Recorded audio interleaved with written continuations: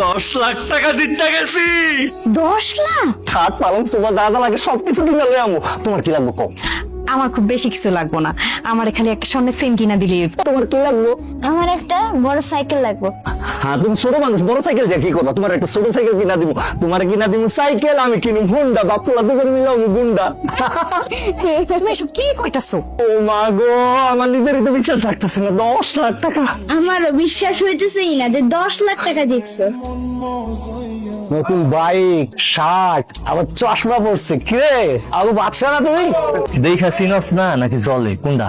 জ্বলবো কেন? তুই আমার বন্ধু না, বন্ধুর উন্নতি দেখতে কেমন চলবো? কেমনে? 2 দিন আগে তো কিস্তি স্যার এসে তোর বাড়িতে চিল্লাচিল্লি করবো। তোর কাছে যে কিস্তি স্যার টাকা নিতে পারে না এটা পুরো এলাকার মানুষ জানে, কিন্তু 2 দিন পরে এই পরিবর্তন। পরিশ্রমের কারণে সবকিছু পাল্টে গেছে। আর কিস্তি স্যারের কথা কইতাছস? কিস্তি স্যারের তো টাকা দেওয়ার লেগে আমি নিজেই হারিকেন দিয়ে খুঁজতাছি। যদি দেখতে পাস তাহলে আমার বাড়িতে পাঠাইয়া দিস। বাসা ওই বন্ধু হন। বাসা বাসা, তুই কি পাগলা হইছস? বাইকের পিছনে না পাগলের মতো দৌড়াইতাছস কেন? কতক্ষণ ধরে তোরে ডাকতেছি, তুই তো শুনুছি না। আর শুনবি বা কি? তুই তো লাখ লাখ টাকার মালিক হয়ে গেছো, তুই আর বন্ধু বান্ধব চিনবি হনে। আরে না বেটা, আমি একটা জরুরি কামে চাইতেছিলাম। তুই যে আমার ডাক দিছ সেটা তো খেয়ালই করি নাই। কি হয়েছে ক? তুই তো 2 দিন আগে এলাকা টোটো করে ঘুরতি, কি এমন একটা আলাদিনের চিরাগ পাই গেলি? কত আমারে এই যে দামি আইফোন, এই যে দামি হোন্ডা, আবার বেজ লাইট, আবার চশমা লাগা এলাকার মধ্যে ঘোরাঘুরি করস, রহস্যটা কি?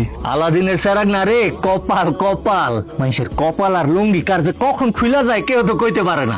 আমার কপাল খুলছে তোর লো।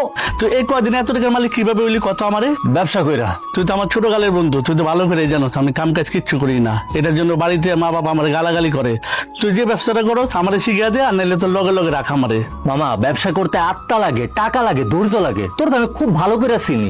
তোর কাছে 3টার কোনোটাই নাই। ব্যবসাটা তুই করবি কেমনে? বন্ধু এত কিছু আমি জানি না, আমি ব্যবসা করুম বাসা তো ঢুকে জানি। টাকা আছে? তুই তো জানোস আমার কাছে কোনো টাকা পয়সা নাই। এই বেটা, তুই জানোস আমি কত টাকা পয়সা ইনভেস্ট করে টাকা পয়সা কামাইছি? তুমি ছেড়ে গাতায় শুয়ে লাখ লাখ টাকার স্বপ্ন দেখো। বিসমিল্লাতেই তো তোমার গলত কোনো টাকা পয়সা নাই। তুই যেহেতু আমার এত অনুরোধ করে কইছস, তোর আমি ব্যবসাটা শিখিয়ে দিতেছি।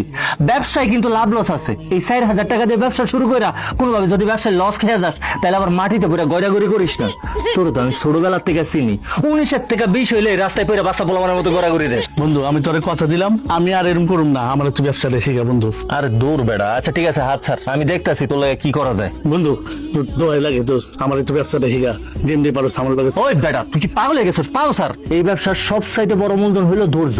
আমার সবকিছু আছে। তোর কেমন ধৈর্য আছে সেটা আমি খুব ভালো করেই জানি। তুই 2 পাও আগে গেলে 3 পাও পিছিয়ে যাস। ছোটবেলায় মনে আছে একবার জাকাম করতে যাইতেছিলাম, আমগরে সবাই সামনে রেখে তুই পিছনে থেকে পলাইয়া গেছিলি। এই ব্যবসায় কিন্তু ভুল করেও এসব করা যাবে না, কথাটা মনে রাখিস। শোন বন্ধু, আমি এমন কিছু করুম না যে তোর মান সম্মান যাবে। লস লাভ যাই হোক সেটা আমার যাবে। বাহ, তোর কথায় ভরসা পাইলাম। ওর তাইলে